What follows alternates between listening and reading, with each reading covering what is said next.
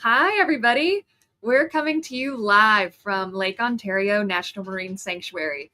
I'm Holly Pettis, the Deputy Expedition Leader for this expedition.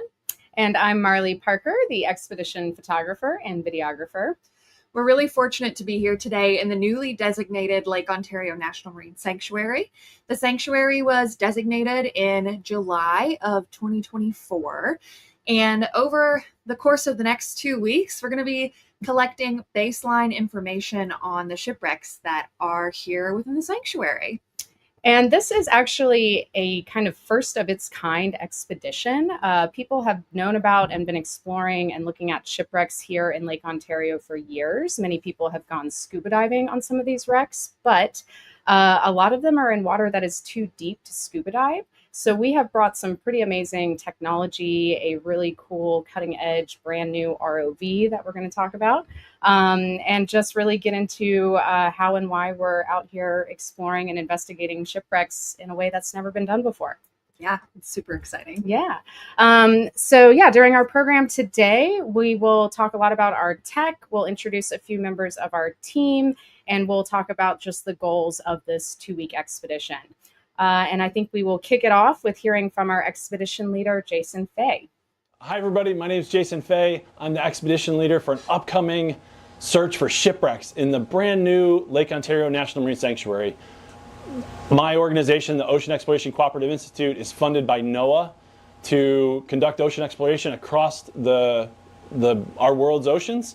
We're lucky enough to have been working with the Lake Ontario National Marine Sanctuary to baseline these shipwrecks to understand the maritime resources that exist in the sanctuary. We've brought exquisite cameras and amazing ROVs. We've got students and scientists collaborating together.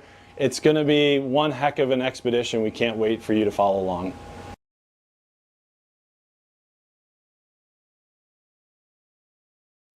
So yeah, as Jason mentioned, we have a great team out here. We've got about 15 people on our science team. That includes engineers, scientists, experts in shipwreck history, as well as a couple of students. We have some college undergrads who are out working on a research vessel for the first time.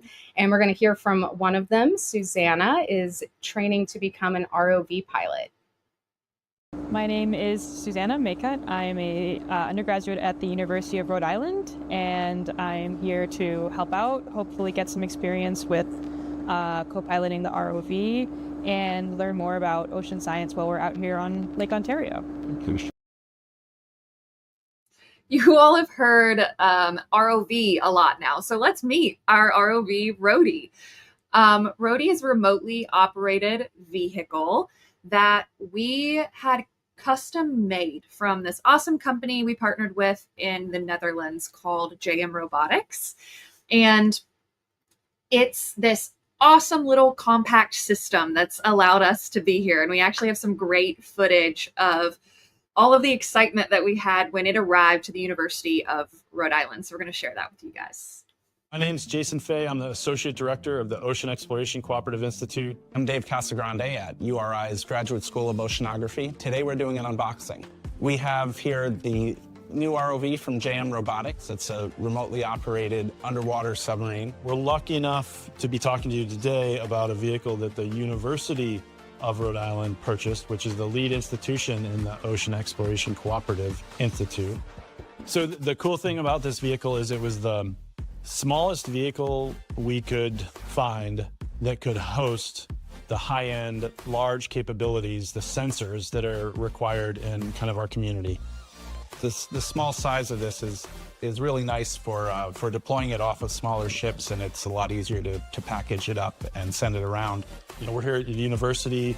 Students participating with this vehicle is a key thing for us, and not only to have the ease of use controlling the vehicle by an Xbox controller in this case, but then to be able to fly it in a very unique manner is very attractive.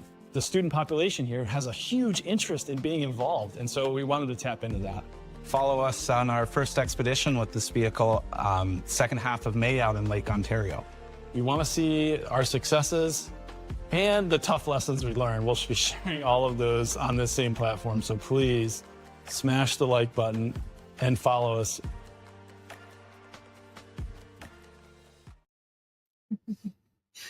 So one thing that was really important with this ROV, we just received it at the end of April. Yeah, that is crazy. That is brand new. It's brand new. So one thing that was really important for us was to test all of the systems and make sure that everything was functioning before we brought it up here to Lake Ontario. And to do that, our team packed up all of our gear, drove to Vermont, and tested our remotely operated vehicle in the Dorset Marble Quarry. You can see us here with our two ROVs. The one on the left, the larger system, is the one we'll be using here in Lake Ontario. The one on the right was the one that we practiced with, learned how to pilot on. It doesn't really have all the tech that we need for this expedition. The big yellow things in front of the ROVs are our tether spools, which connect the ROV to our piloting station back on the ship. That allows us to drive around and investigate the shipwrecks and any other points of interest on the bottom of the lake. This was a really great opportunity, not only to test all of our systems, but to make sure that all of our students had adequate pilot training. Some of our students have never flown an ROV before. That's something that's actually really challenging to have access to. So that's an exciting part about this, is that you, as Jason said, you can control this with an Xbox controller. So here we have some, our student Ashley, she was helping inspect the ROV, and now she's looking over the expedition leader's shoulder. I think they're going through the pre-dive checklist, which is another really important aspect of making sure we're safely operating the vehicle. Here she is managing the tether. She's a superstar. She does anything we need her to do. Tether management's also really important. We don't want to get our tether caught or tangled in any standing masts that might be remaining on the shipwrecks. Another really great and unique feature about Rhody is its size, Marley. It's so compact. You can see here Jason and Joe actually lifting the ROV out of the water. And I know this is something that's pretty different from the ROVs that you have seen be deployed in the past. Yeah, I'll be happy to talk about some of the ROVs I've worked on. I did just want to say, though, that for this test operation up in Vermont, you know, I think it's one thing to test the technology itself, but it's also really, really important to, you know, figure out the correct protocols, your checklist, your, you know, your teamwork and how you bring people together, making sure people know how to communicate. All of those are just as important as the technology working. So yeah, I think here we've got a little clip of footage actually from the ROV, right? Yeah, so this is just our dive cam on the ROV. So this allows the pilots to see where they are when they're driving around. We also have equipped Rhody with a Voyis camera system. And the Voyis system is what is going to allow us to create these really high resolution 3D models of shipwrecks. And we'll see an example of one of those in a little bit. But the Voyis camera system, if anybody in the audience is familiar with the Shackleton wreck that National Geographic just documented and shared with everybody, that's the same camera system that they use. So it's really powerful technology, and that's the quality of data we're going to have from these shipwrecks, which is fantastic. That is awesome. I did not know that. Yeah. I am very excited to share that factoid. Yeah, I wish I could have been on that expedition. That was an incredible one. But you've been on so many other expeditions and worked with so many awesome scientists and seen a ton of other technology be deployed. Yeah, I've had the opportunity to work on 24 different oceanographic research expeditions over the past few years, and I would say about half of those have been working with ROV systems. So I'm very familiar with ROVs and working with ROV teams, but it looks a bit different with compared to what we're doing out here. So I've spent a lot of time working on EV Nautilus, which is owned and operated by the Ocean Exploration Trust. And we have a very robust ROV system on that ship. Our ROV is called Hercules, or we lovingly refer to it as Herc. Herc is significantly larger than Little Rhody. Hercules is a 5,500 pound, 7 foot tall ROV that can take all kinds of high definition cameras, sensors, lights, and sampling tools down to the seafloor. So it can go down to a depth of 4,000 meters, a little over 13,000 feet deep.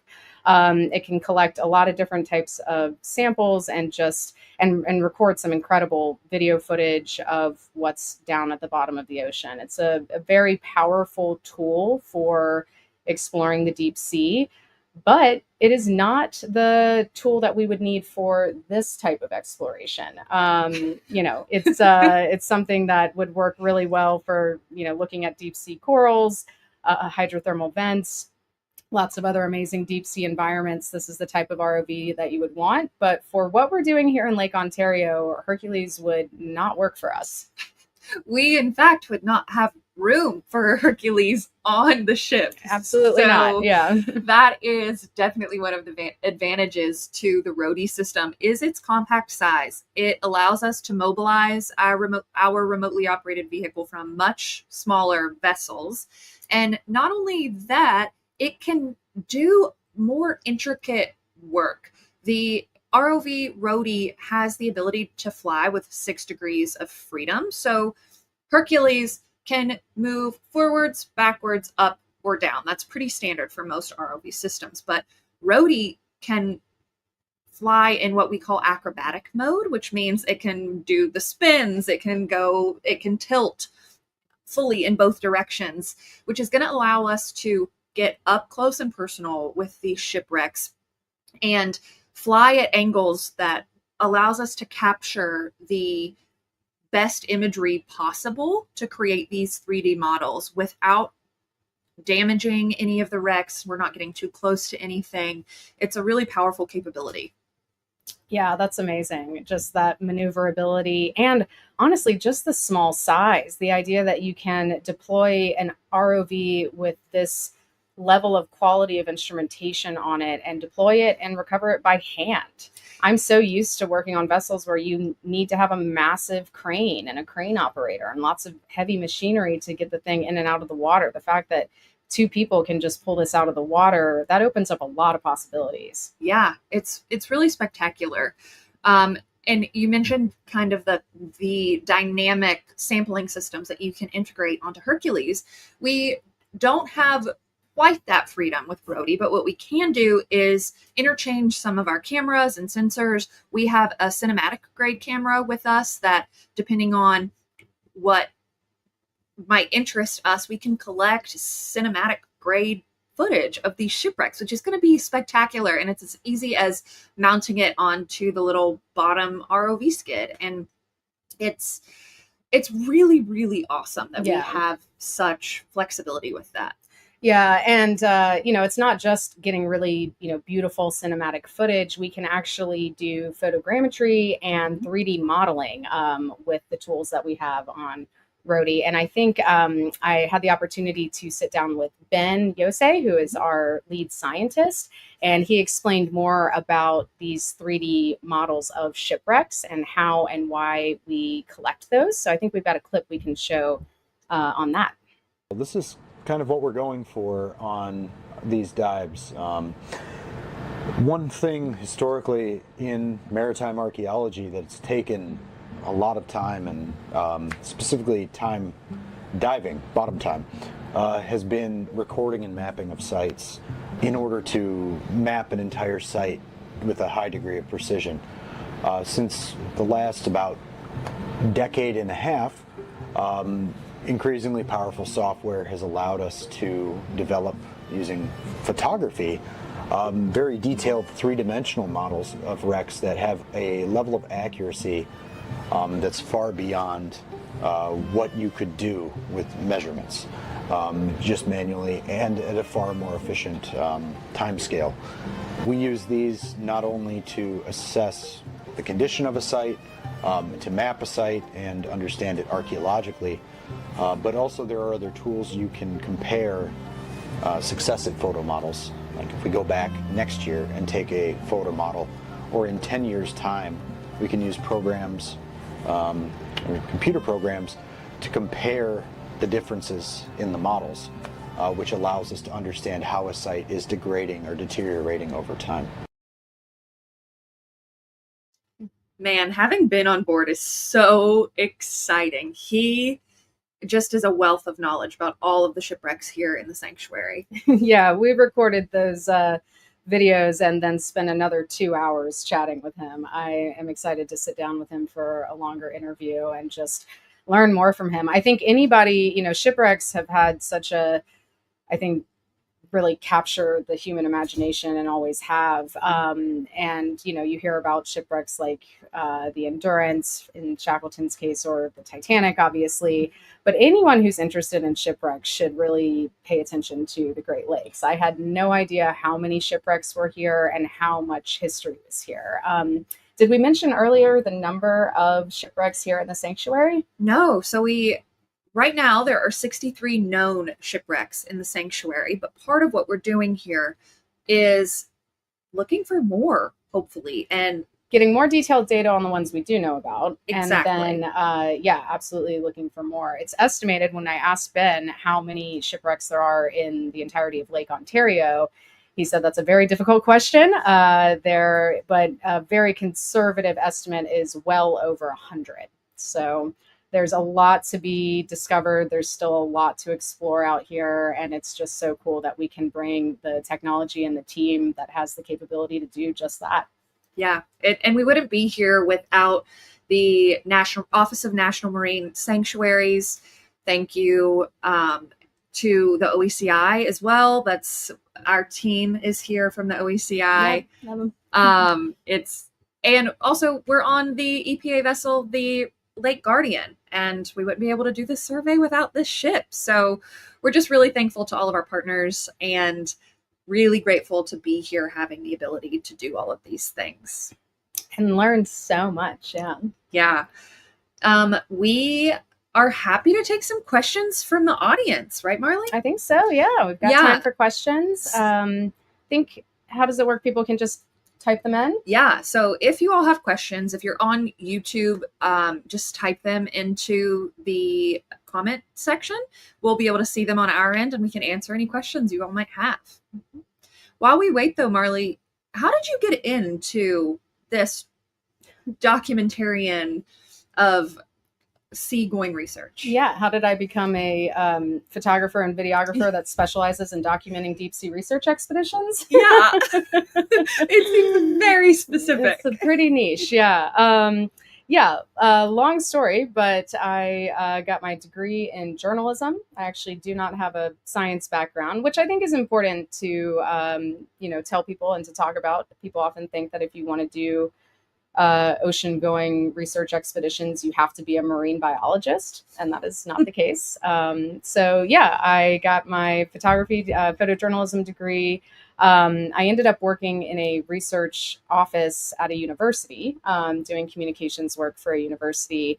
And then I got my first opportunity to work on a research vessel in Antarctica back in 2018.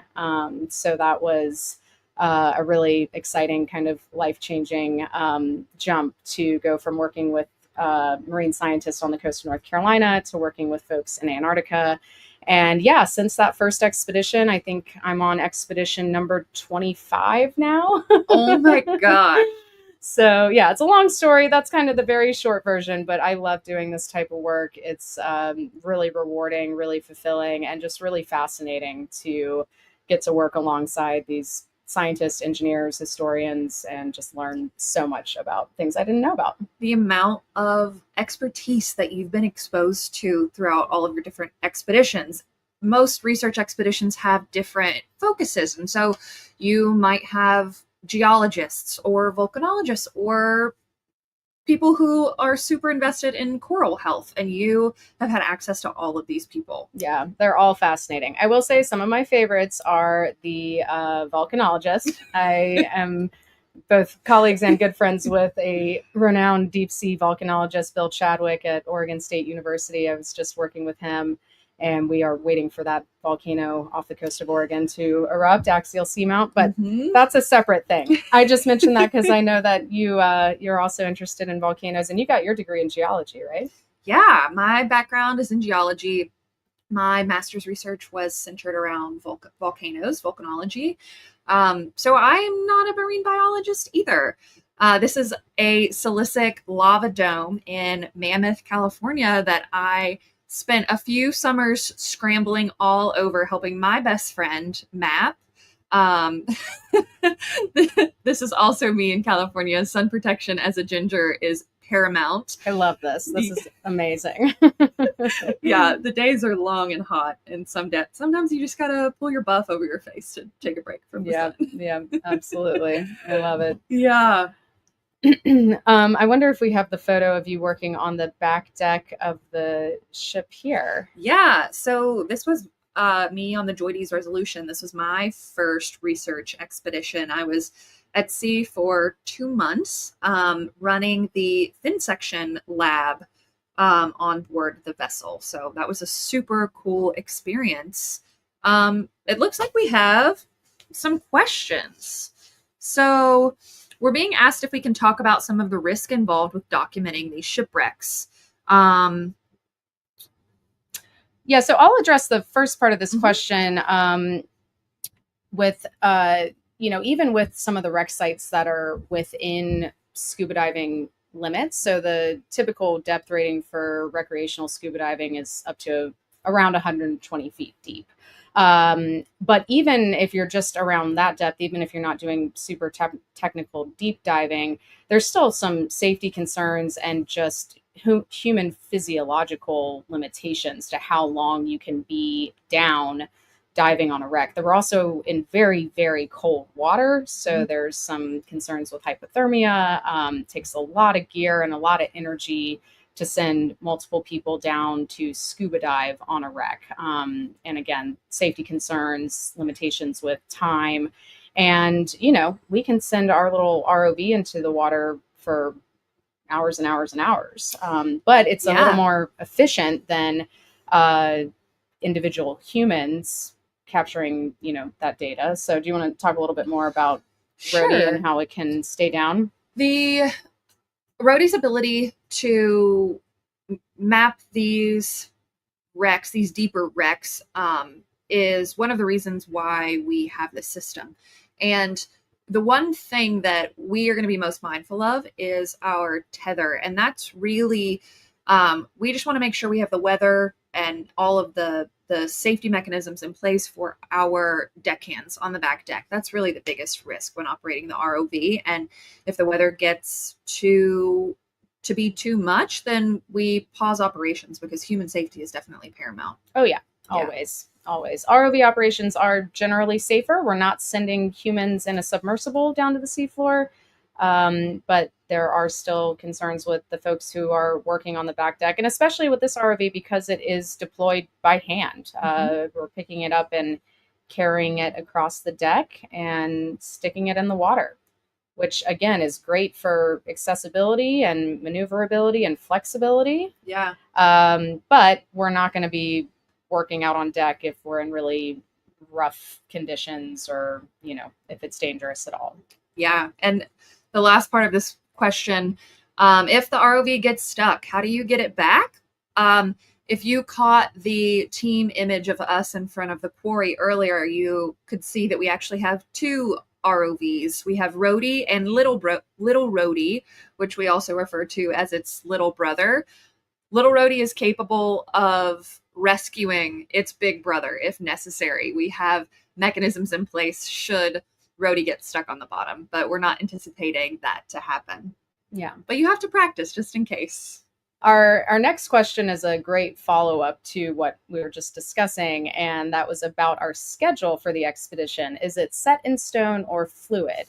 And I will say that after doing 25 at-sea expeditions, it's all about flexibility. And we always make a schedule and make a plan, and it always absolutely changes. So our plan's already changed a little bit, just getting started here. And we really have to be adaptable and flexible. We have very clear, specific goals for the wrecks that are, the top priorities. But the schedule is always subject to change. Adaptability is really the name of the game here. Yep. Let's see, we might have a few more questions coming in. I think we're just having some great comments as well. Yeah. Appreciate all of you tuning in with your comments and questions. This is so awesome, Marley, to be here in this new sanctuary with our new ROV doing this first of its kind expedition. And I'm really grateful as well to be here with you. It's been so great to meet you and work with you. Yeah, it's also, I have to say, again, having done over 24 expeditions, it's really amazing to do something that's never been done before. I mean, I've gone out on a lot of expeditions where we're collecting water samples, or we're deep sea mapping, or we're, looking at submarine volcanoes, but all of those things have been seen before, and we're gathering more data. So we're going to see things that we've never seen before.